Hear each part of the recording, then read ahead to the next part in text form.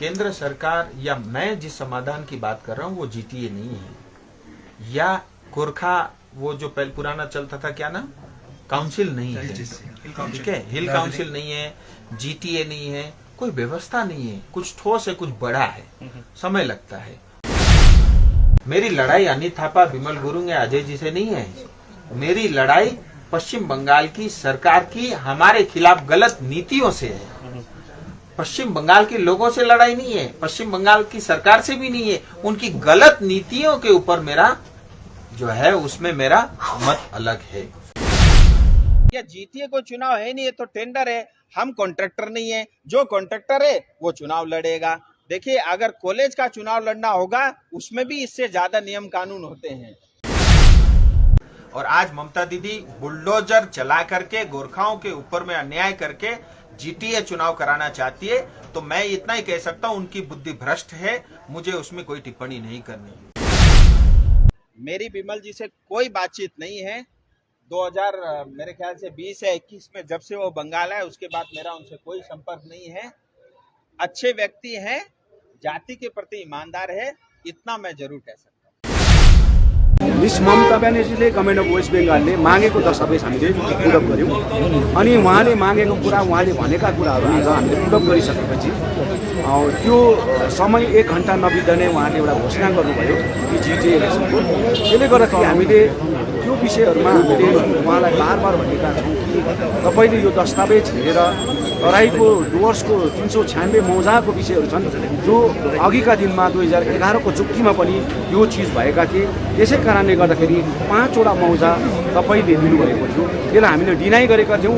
त्यसले गर्दाखेरि अब त्यो तराई डुवर्सको मौजालाई अन्तर्भुक्त गर्नको लागि हामीले बार क्लेम गरिरहेको छौँ, किन अन्याय भएको छ तराईलाई, अन्याय भएको छ डुवर्सलाई। यही चिजको लागि आज मैले कराइरहेको छु। तर यहाँ पहाडको 2-4 जना नेताहरू जसले चाहिँ खाली चियर र पावर पैसामा मात्र राजनीति गर्छ, ती व्यक्तिहरूले चाहिँ आज जिटिए चाहिरहेको छ। अनि जिटिए आज हामीले 2017 मा जुन मोटर स्ट्यान्डमा मचिसले आज बालेर जलाउने व्यक्तिले आज जिटिए माग्दैछ। हामीलाई लाज लागिरहेछ, जुन एउटा गोर्खाको छोरा स्वाभिमानलाई लिएर काम गर्ने त्यो छोरा हो भने आफ्नो गरिमा कहिले पनि बेच्नु हुँदैन। यो चिज चाहिँ आज लाज मर्दो कुरा रहेछ। म सबैलाई अपिल गर्न चाहन्छु, गोर्खा जातिको निम्ति हामी एकीकरण भएर आफ्नो जवाब दिनुपर्छ, एकीकरण भएर लाग्नुपर्छ। यही विषयमा आज म यो अनसनमा गएका छु। जीटीए चुनाव न हो करके ये गोरखाओं को दोबारा से एक बार खरीदने के लिए ये टेंडर प्रोसेस है, और जो भी बिकने के लिए तैयार है मुझे लगता है उसके लिए इस टेंडर में भाग लेना चाहिए। जो नेता बिकने को तैयार नहीं है या जो जाति को खड्डे में नहीं डालना चाहता, मुझे लगता है उसको विरोध में खड़ा होना चाहिए। भले ही हमारा शत्रु हो, हमारा मित्र हो, कोई भी हो, जाति के साथ, गोरखाओं के साथ खड़ा रहेगा, मैं उसके साथ खड़ा रहूंगा। अब तक 2000 से लेकर के 22 तक 2200 करोड़ रुपए का घाटा और विकास के काम नहीं हुए हैं। 3 लोगों को नेता बनाने के लिए आप चुनाव कराओगे, कानून के तहत या सड़क पे उतर करके जो भी विरोध करना होगा मैं करूंगा, क्योंकि इस बार मैं जिम्मेदारी के साथ कह रहा हूं, गोरखाओं को खड्डे में डालने का जो प्रयास हो रहा है, एटलीस्ट मैं सांसद रहते हुए, मैं जीवित रहते हुए ये काम मैं होने दे दूंगा।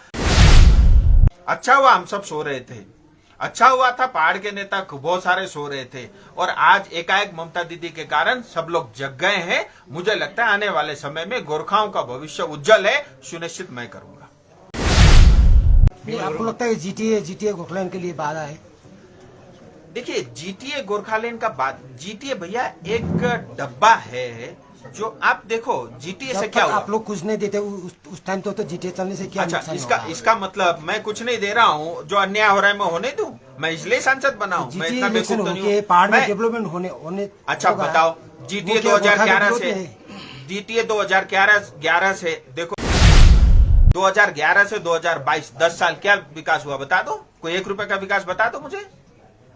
हुआ है विकास तो दो, दिखाओ, मैं चुनाव लड़ूंगा। अगर आपने किसी टीचर को परमानेंट किया है, आप जीटीए चुनाव लड़ो, आप विकास करो, मैं आपका साथ दूंगा, मैं आपके साथ खड़ा रहूंगा। लेकिन न ये हमारी एस्पिरेशन को पूरा करता है, न हमारी सपनों को पूरा करता है, न ये गोरखालैंड को पूरा करता है, न इसके पास कोई पावर है, न ये रूल बना सकता है, न कानून बना सकता है, न ये संवैधानिक है। ये गैर संवैधानिक संस्था है जो मतलब किसी एनजीओ से भी थर्ड क्लास पावर इसके पास है। 60 लोगों की खुशी के लिए हम संपूर्ण समाज को बस खड्डे में डाल दे, पहली बात। दूसरी बात, आप ये बताइए जीटीए को फंड कितना मिलता है और वो फंड जाता कहां है?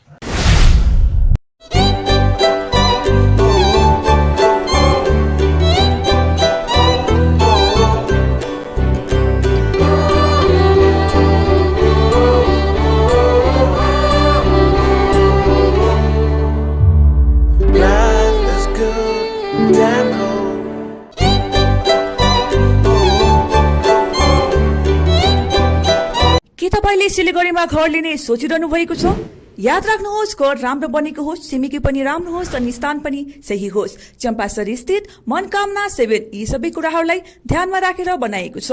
यहाँ 30 देखि 45 लाख भित्रमा 2 BHK देखि 3.5 BHK सम्म फ्ल्याट पाउन सक्नुहुनेछ। ल्यान्डस्केप एम्युनिटिजका साथमा रोपटप एम्युनिटिज र स्काई वकको सुविधा पनि रहनेछ। चाँडो गर्नुहोस्, 15 अप्रिलदेखि यसको मूल्य वृद्धि हुनेछ। मनकामना 7, सम्पर्क number 9593517500, Champasari, Siliguri. Are you dreaming to wake up under the calming Turkish skies? Make it a reality and bring home the Turkish collection from Royal Oak.